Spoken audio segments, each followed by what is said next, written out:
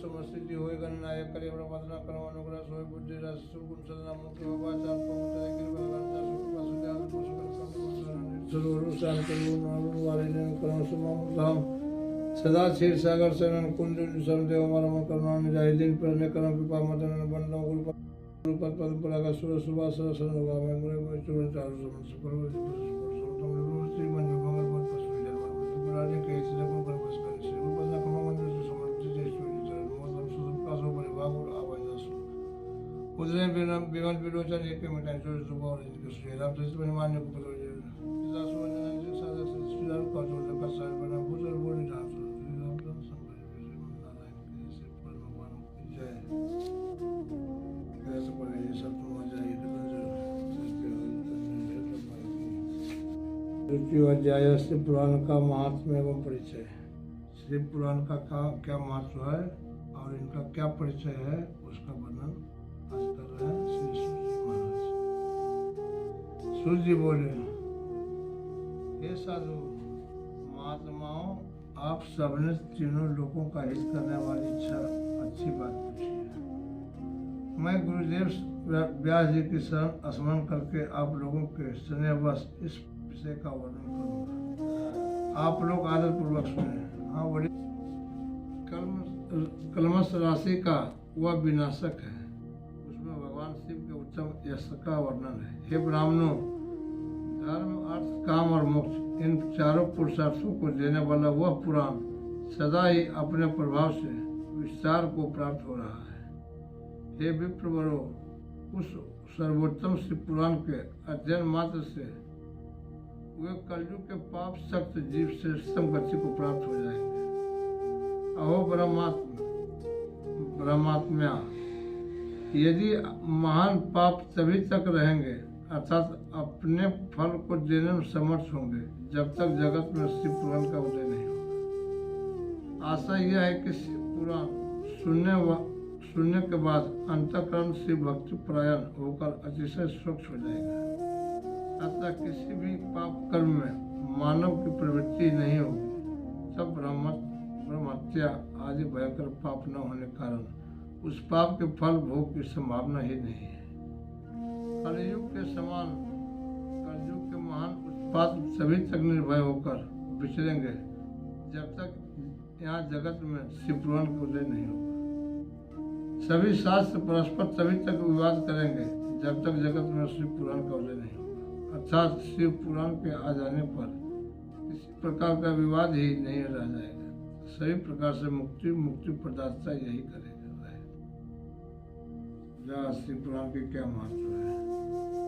और महान व्यक्तियों के लिए भी तभी तक शिव का स्वरूप दुर्बोध रहेगा जब तक इस जगत में शिव पुराण का उदय नहीं होगा। वो क्रूर यमदूत तभी तक निर्भय होकर पृथ्वी पर घूमेंगे जब तक जगत में शिव पुराण का उदय नहीं होगा। सभी पुराण पृथ्वी पर गर्जन तभी तक करेंगे जब तक शिव पुराण का जगत में उदय नहीं होगा। इस पृथ्वी पर तीर्थों का विवाद तभी तक रहेगा जब तक इस जगत में शिव पुराण का उदय नहीं होगा। आशा यह है कि मुक्ति प्राप्त्यर्थ एवं पाप के नाश के लिए मानव विभिन्न तीर्थों का सेवन करेंगे, किंतु शिव पुराण के आने के बाद सभी लोग सभी पापों के नाश के लिए शिव पुराण का ही सेवन करेंगे। सभी मंत्र पृथ्वी पर तभी तक आनंद पूर्वक विवाद करेंगे जब तक पृथ्वी पर शिव पुराण का उदय नहीं होगा। सभी क्षेत्र तभी तक पृथ्वी पर विवाद करेंगे जब तक पृथ्वी पर शिव पुराण का उदय नहीं होगा। सभी पीठ तभी तक पृथ्वी पर विवाद करेंगे जब तक पृथ्वी पर शिव पुराण का उदय नहीं होगा। सभी दान पृथ्वी पर तभी तक विवाद करेंगे जब तक शिव पुराण का पृथ्वी पर उदय नहीं होगा। सभी देव तभी तक पृथ्वी पर विवाद करेंगे जब तक शिव पुराण का पृथ्वी पर उदय नहीं होगा। सभी सिद्धांत तभी तक पृथ्वी पर विवाद करेंगे जब तक शिव पुराण का पृथ्वी पर उदय नहीं होगा। हे विप्रो, हे श्रेष्ठ मुनिगण, इस पुराण के कीर्तन करने और सुनने से जो फल होते हैं उन फलों को मैं संपूर्ण रूप से नहीं कह सकता हूँ, अर्थात शब्दों के द्वारा इसके सभी फलों को नहीं कहा जा सकता। हे निष्पाप मुनिगण, तथापि शिव पुराण का कुछ महात्म्य आप आप लोगों से करता हूँ जो व्यास जी ने पहले मुझसे कहा था। आप लोग चित्त लगाकर ध्यान पूर्वक सुने। शिव पुराण का महाश्लोक क्या है? जो भक्ति पूर्वक इस शिव पुराण का एक श्लोक या आधा श्लोक भी पढ़ता है वह उसी क्षण पाप से छुटकारा पा जाता है। शिव पुराण का महाश्लोक क्या है? जो इस पुराण की सदा पूजा करता है वह निस्संदेह प्रतिदिन अश्वमेध यज्ञ का फल प्राप्त करता है।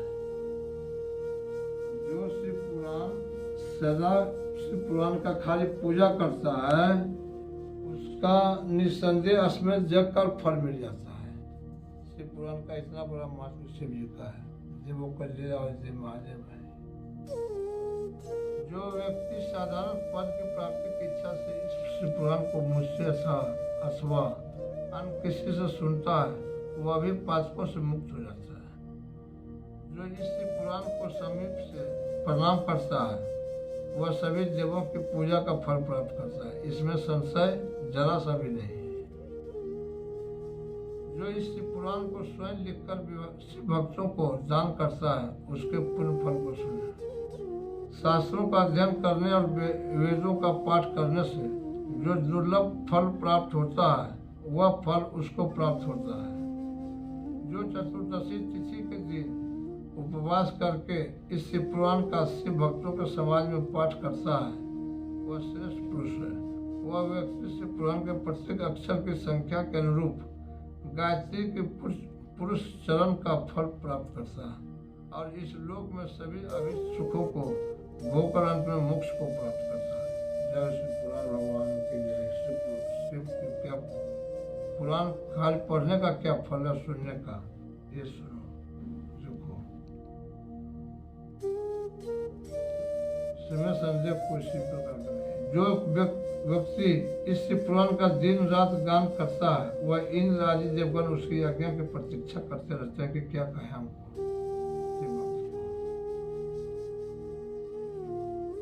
जो शिव पुराण का पाठ करने वाला और सुनने वाला व्यक्ति जो श्रेष्ठ कर्म करता है वह कोटि गुना हो जाता है अर्थात कोटि गुना का फल मिल जाता है।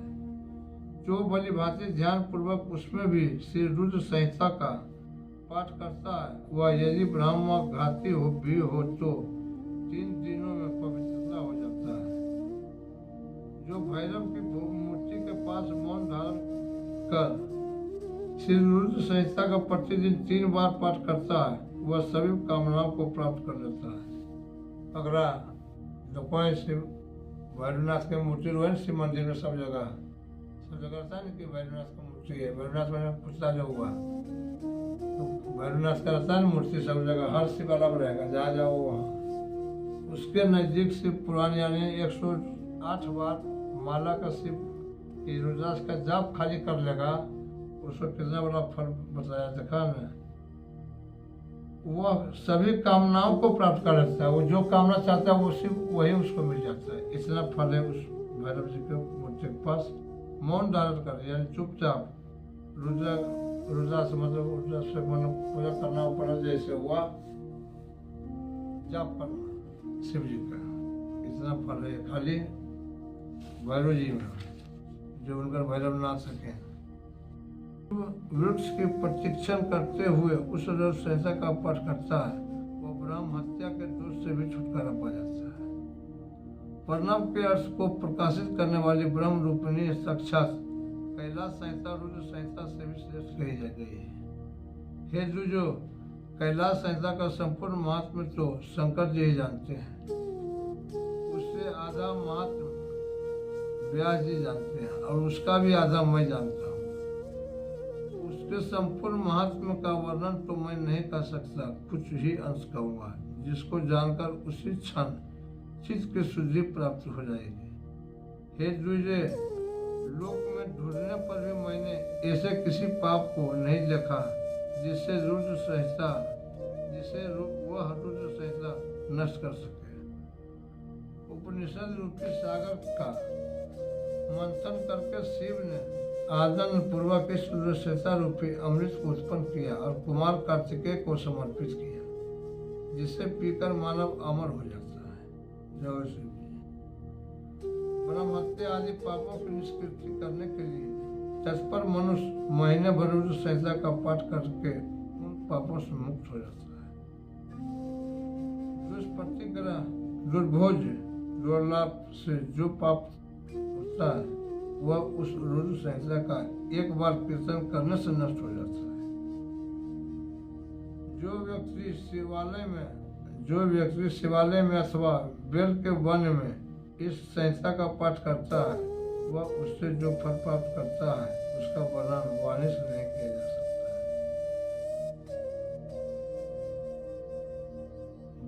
बेल के वृक्ष जानो है ना, बेल के वृक्ष के नीचे खाली 108 बार श्री शिवाय नमस्तुभ्यम को जो जाप करेगा उसको इतना फल प्राप्त है जिसका किसी को वर्णन नहीं कर सकते। अब मंदिर में करने पर तो और क्या करना, मंदिर में आप बेल का ऐसा निश्चित बेल का लगा वो उससे बहुत पुण्य मिलता है।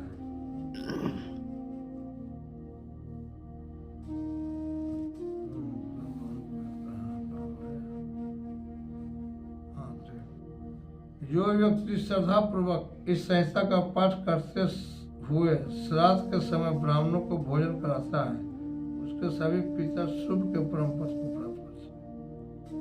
चतुर्दशी के दिन निराहार रहकर जो बेल के वृक्ष के नीचे इस संहिता का पाठ करता वह साक्षात शिव होकर सभी जगहों से पूजित होता है। उसमें अन्य संहिताएं सभी कामनाओं के फल को पूर्ण करने वाली है, किंतु लीला और विज्ञान से परिपूर्ण इन दोनों संहिताओं को विशेष समझना चाहिए। इस पुराण को वेद के तुल्य माना गया है। इस वेद कल्प पुराण का सबसे पहले भगवान शिव ने ही वर्णन किया था।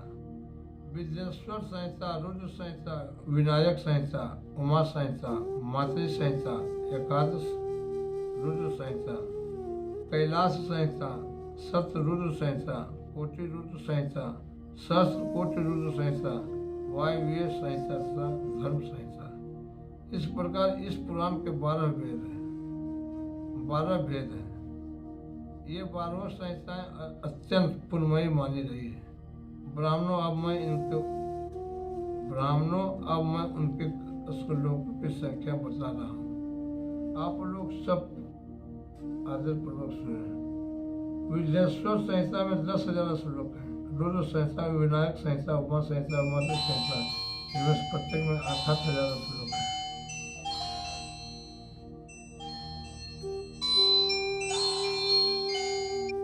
कैलाश संहिता में 6,000, सप्त रुद्र संहिता में 3,000, कोटि रुद्र संहिता में 9,000, सहस्त्र कोटि रुद्र संहिता में 11,000, वायव्य संहिता में 4,000 तथा धर्म संहिता में 12,000 श्लोक है। इस प्रकार संख्या के अनुसार मूल शिव पुराण के श्लोक संख्या 1,00,000 है। पूरे शिव पुराण में 1,00,000 श्लोक है।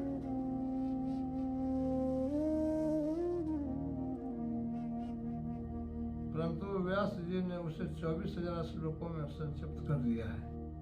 पुराणों के कर्म संख्या के विचार से इससे पुराण का स्थान चौथा है। इसमें 7 संहिताएं हैं।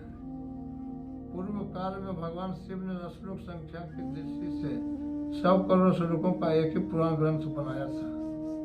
सृष्टि के आदि में निर्मित हुआ वह पुराण साहित्य अत्यंत विस्तृत है। तत्पश्चात द्वापर आदि युगों में द्वापर, व्यास आदि महर्षियों ने जब पुराण का 18 भागों में विभाजन कर दिया, उस समय संपूर्ण पुराणों का संक्षिप्त स्वरूप केवल 4,00,000 श्लोकों का रह गया। श्लोक संख्या के अनुसार यह शिव पुराण 24,000 श्लोकों का कहा गया है। यह वेद तुल्य पुराण 4 संहिता में विभाजित है।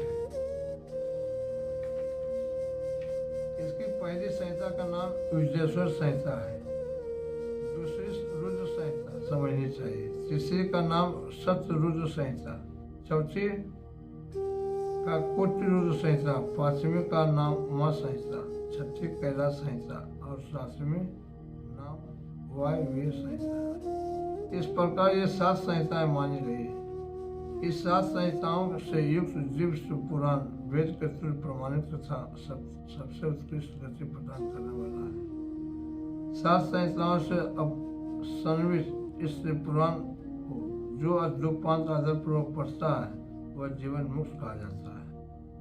वेद, स्मृति, पुराण, इतिहास का सैकड़ों आगम इस पुराण की अल्प कला के समान भी नहीं कहा नहीं। यह निर्मल शिव पुराण भगवान शिव के द्वारा ही प्रतिपादित है। जैव शिरोमणि भगवान व्यास ने इसे संक्षेप कर संकलित किया है। यह समस्त जीव समुदाय के लिए उपकारक है। त्रिविध तापों का नाशक, पूर्ण एवं सत्पुरुषों को कल्याण प्रदान करने वाला है। इसमें वेदांत, विज्ञानमय प्रधान तथा निष्कपट धर्म का प्रतिपादन किया गया है। यह शिव पुराण ईर्ष्या रहित अथवा अंतःकरण करने वाले विद्वानों के लिए जानने की वस्तु है। इसमें श्रेष्ठ मंत्र समूह का संकलन है और यह धर्म, अर्थ तथा काम से सर्विस है, अर्थात इस दिव्य की प्राप्ति के साधन का भी इसमें वर्णन है। यह उत्तम शिव पुराण समस्त पुराणों श्रेष्ठ है। वेद वेदांत में वेद स्वरूप से परम वस्तु परमात्मा का इसमें गान किया गया है। जो बड़े बड़े आदर से इसे पढ़ता है और सुनता है वह भगवान शिव का प्रिय होकर परम भक्ति को प्राप्त कर लेता है। पढ़ने वाला सुनने वाला दोनों को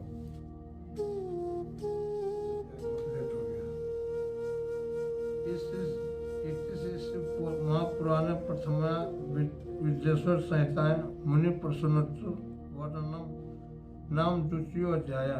इस प्रकार श्री महापुराण के अंतर्गत प्रथम विद्येश्वर संहिता में मुनि प्रसन्नोत्तर वर्णन नामक दूसरा अध्याय पूर्णवास शिव शंकर भगवान की जय, जय महादेव की जय, प्रभुराम जी की जय। साधन साधन आदि का विचार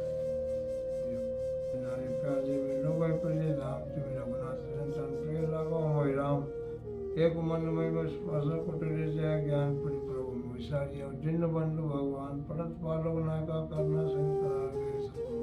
सब अपराध विशाल दीन दयाल विरत संभारी रघुनाथ संकटवारी मंगलहारी सर्वंश बिहारी अद्भुत बलधामा एवं शैलावत एवं तन कृष्ण गान्नम अग्रगण्यम सकल गुणी लालम और नारदी सब भक्तम वाच जाता हूँ निश्चय प्रभुत्व विनय कर सम्मान पे कार्य सकल उचित कर महाप्रभु से को सदा धर्म ध्यान से कर सकल उचित कर मान ले श्री राम श्रीमन नारायण की जय श्री